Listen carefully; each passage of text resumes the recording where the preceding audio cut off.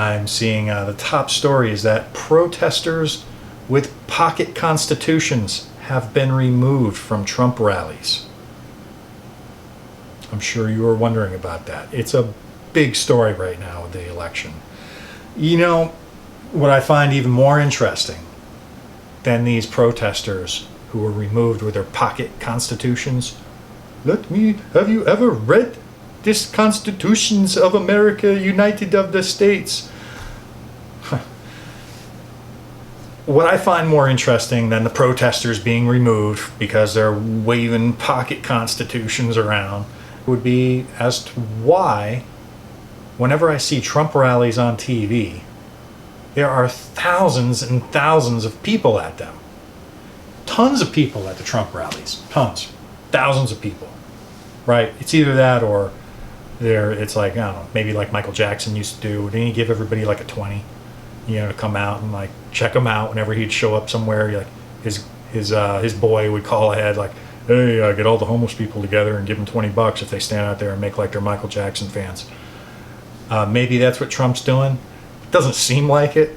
He's got thousands of people at all of his events. Whenever I see Hillary Clinton, it's always some dark like back room of some beer hall or some elementary school cafeteria, and there's like a few people, and then they all have to go stand behind her when she talks, and they probably pipe in the applause for her. Like, nobody's showing up to her rallies, and thousands are showing up Trump's rallies, and yet it's all over the news right. She's crushing him in the polls right now. Trump comes back, well, maybe there's something phony about these polls. I don't think you're the only one thinking that, Trump. Excuse me, Mr. Trump. I don't think you're the only one thinking that. I have to wonder how many people, they have done such a good job. I'm talking about the liberal media and Hillary and the whole gaggle.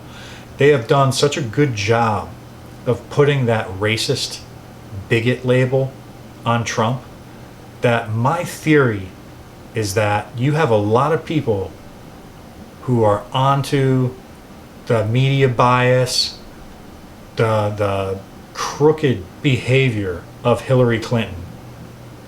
But the liberal media in Hillary's camp has done such a good job of putting those labels on Trump that you have a lot of people who are aware of it, but they're not talking about it with other people.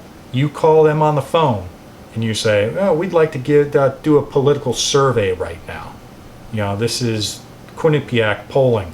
I'm in the middle of dinner right now. Click, and hanging up the phone. They're not going to talk about it.